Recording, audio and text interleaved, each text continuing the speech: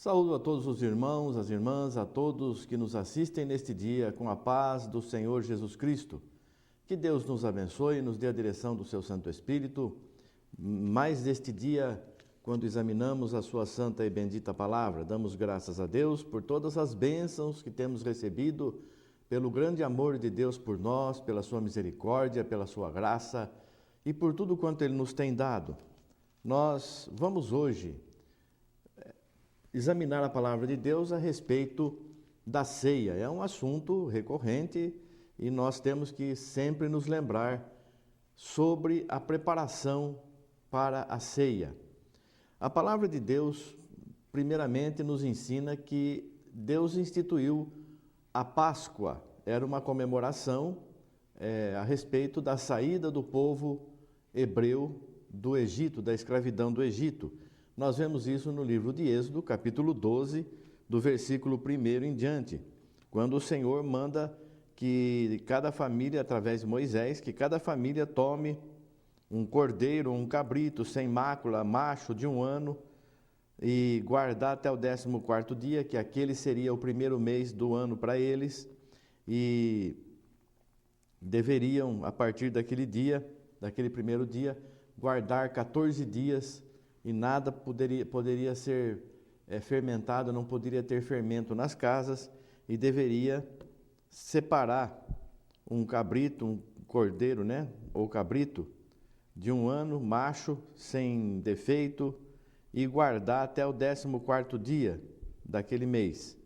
Então iria à noite, à tarde, sacrificar esse cordeiro, tomar o sangue do cordeiro, passar nas ombreiras das portas e janelas e comer a carne com ervas amargosas, tudo assado no fogo, com as patas e fressura e tudo mais.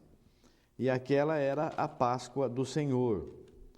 Então nós vemos também no capítulo 13 do livro de Êxodo, o versículo 10 diz assim: portanto, tu guardarás este estatuto a seu tempo de ano em ano. Então, todo ano, os hebreus tinham que sacrificar a Páscoa para lembrar o tempo de cativeiro e a misericórdia de Deus da saída deles daquele cativeiro, que eles haviam ficado lá por 430 anos. Isso está em Êxodo, capítulo 12, o versículo 40, que diz: o tempo que os filhos de Israel habitaram no Egito foi de 430 anos. Então, nós vemos aqui também em Levítico, no capítulo 10 de Levítico, no versículo 8 a 11, que Deus diz assim: e falou o Senhor a Arão, dizendo: vinho nem bebida forte, tu e teus filhos contigo não bebereis, quando entrardes na tenda da congregação, para que não morrais. Estatuto perpétuo será isto entre as vossas gerações, e para fazer diferença entre o santo e o profano, e entre o imundo e o limpo. Então nós vemos aqui a instituição da Páscoa, a separação do cordeiro de um cabrito, a proibição de ter fermento nas casas, o uso do sangue nas ombreiras das portas e janelas, porque aquela era a proteção dos hebreus. Quando passasse o anjo, à meia-noite ia passar o anjo e ia matar todos os primogênitos, desde o animal até o homem, em todas as casas onde não houvesse o sangue. Tudo isso já era um simbolismo daquilo que viria a ser o sacrifício de Jesus. Esse era o tipo, o antítipo é o sacrifício do Senhor Jesus. Então nós vemos que isso era um tipo do que viria a ser o sacrifício do Senhor Jesus Cristo. Também no livro de Números, no capítulo 9, do versículo 6 até o versículo 13, pelo menos, nós vemos que algumas pessoas não poderiam participar da Páscoa que havia sido instituída, porque estavam imundos por causa de um corpo morto, por causa de alguma outra coisa que haviam cometido. Eles estavam imundos, ou outros estavam de viagem, não tinham condições de participar. E então falaram a Moisés, e Moisés consultou a Deus, e depois Deus diz através de Moisés: fala aos filhos de Israel, dizendo: quando alguém entre vós ou entre as vossas gerações for imundo por corpo morto, ou se achar em jornada longe de vós, contudo ainda celebrará a Páscoa ao Senhor. No mês segundo, no dia 14 de tarde, a celebrarão, com pães asmos e ervas amargas a comerão. Dela nada deixarão até amanhã, e dela não quebrarão osso algum, segundo todo o estatuto da Páscoa a celebrarão. Porém, quando um homem for limpo e não estiver de caminho e deixar de celebrar a Páscoa, tal alma dos seus povos será extirpada, porquanto não ofereceu a oferta do Senhor a seu tempo determinado, tal homem levará o seu pecado. Veja aqui também outro tipo do Senhor: nenhum osso vai ser quebrado, tem que ser consumido tudo até de manhã, e se alguém não participa, é lançado fora do povo. Então nós vemos depois, no livro de Mateus, no capítulo 26, a instituição da ceia, porque aqui era a Páscoa. E nós vemos aqui no livro do Evangelho de São Mateus, no capítulo 26, do versículo 17 em diante, narra o Senhor Jesus Cristo participando da Páscoa. Foi a última Páscoa que o Senhor Jesus participou. E no primeiro dia da festa dos pães asmos, que era a Páscoa, chegaram os discípulos junto de Jesus, dizendo: onde queres que façamos os preparativos para comeres a Páscoa? Porque eles tinham que separar já no primeiro dia, separar, deixar o cordeiro separado, até o 14º dia, quando então sacrificariam o cordeiro e todos comeriam daquela Páscoa. E ele diz: ide à casa a um certo homem e diz-lhe: o mestre diz, o meu tempo está próximo, em tua casa celebrarei a Páscoa com os meus discípulos. E os discípulos fizeram como Jesus lhes ordenara, e prepararam a Páscoa. Chegada a tarde, assentou-se à mesa com os 12.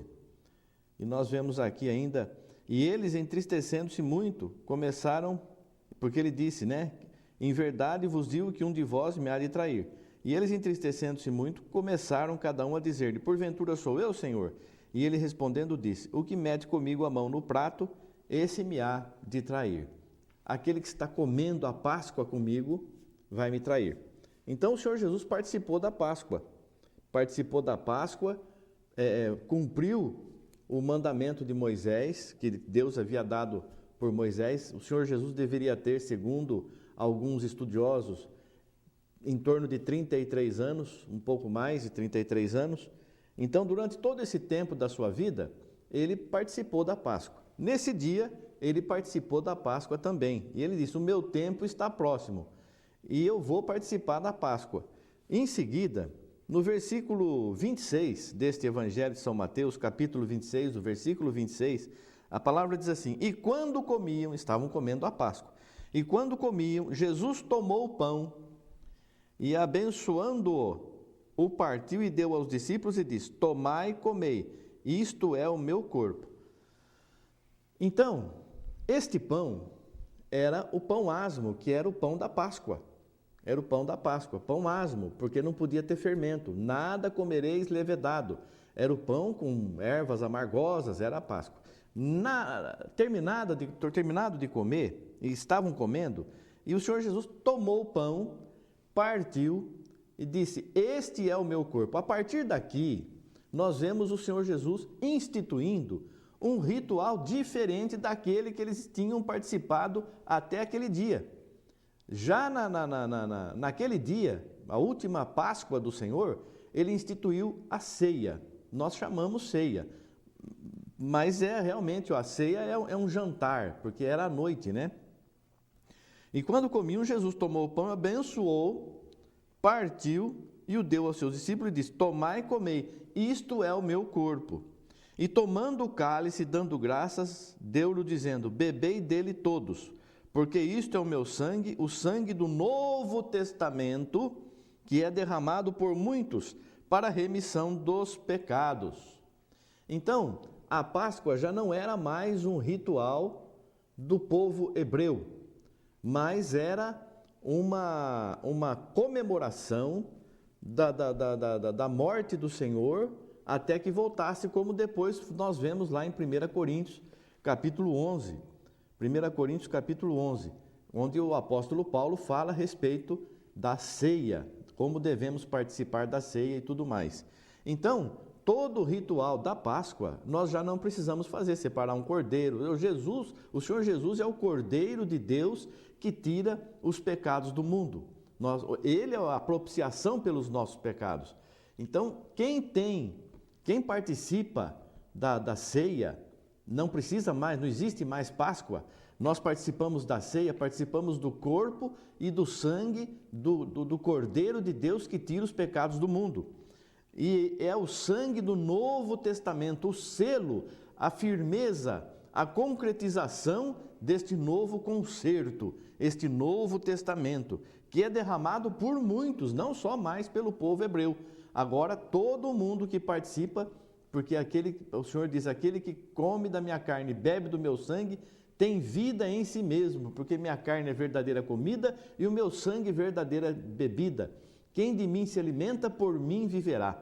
Então nós precisamos, se antes lá, quando era um cordeiro, somente um cordeiro, e era uma representação de Cristo, se antes a pessoa tinha que participar da Páscoa, senão ia ser extirpada do povo, não participava mais do povo hebreu, deixava de ser hebreu, quanto mais agora quem deixa de participar do corpo e do sangue do Senhor.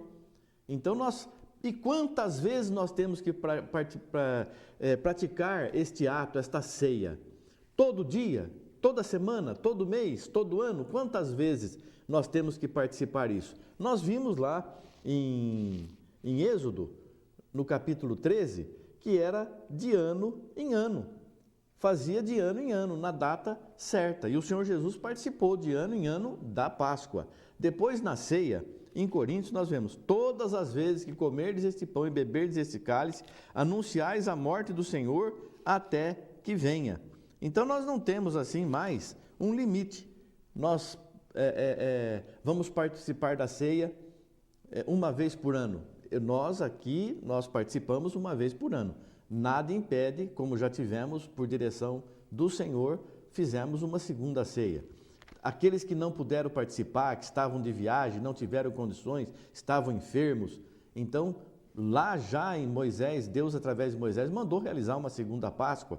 Nada impede que nós possamos realizar uma segunda ceia durante o ano. Porém, precisamos ter a direção do Espírito Santo. Aquele tempo era tudo por ordenanças, hoje é pelo Espírito. Nós temos que viver por fé, fazer tudo conforme a orientação de Deus em nossas vidas. Mas uma coisa é certa, irmã, nós temos que participar da ceia, nós não podemos deixar de participar da ceia.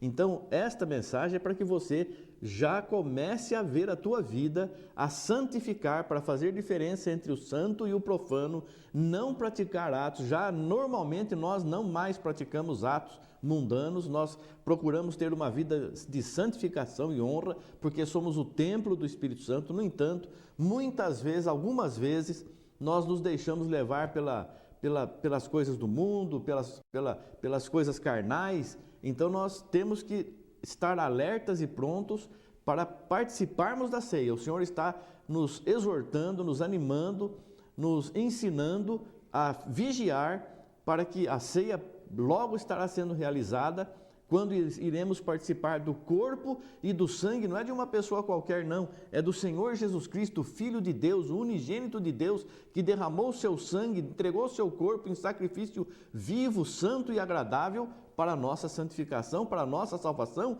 para perdão dos nossos pecados. Então você, querido irmão, querida irmã, se prepare, santifique a tua vida e participe da ceia, porque aquele que não participa não tem vida em si mesmo, está negando Jesus. Se você está de viagem, espere então uma segunda ceia. Não vamos deixar que isso se torne uma coisa comum no nosso meio. Não considere comum ou imundo aquilo que o Senhor santificou para si. Nós não podemos ficar fazendo isso continuamente para que as pessoas não pensem que esse mês não vou participar, essa semana não vou participar, eu participo a semana que vem, eu participo o mês que vem. Não, nós temos que entender, quem não participa, porque todo o povo tinha que participar quando era realizada a Páscoa. Todo o povo tem que participar quando é realizada a ceia. porque nós estamos falando do Filho de Deus e de um concerto eterno que agora nunca mais mudará.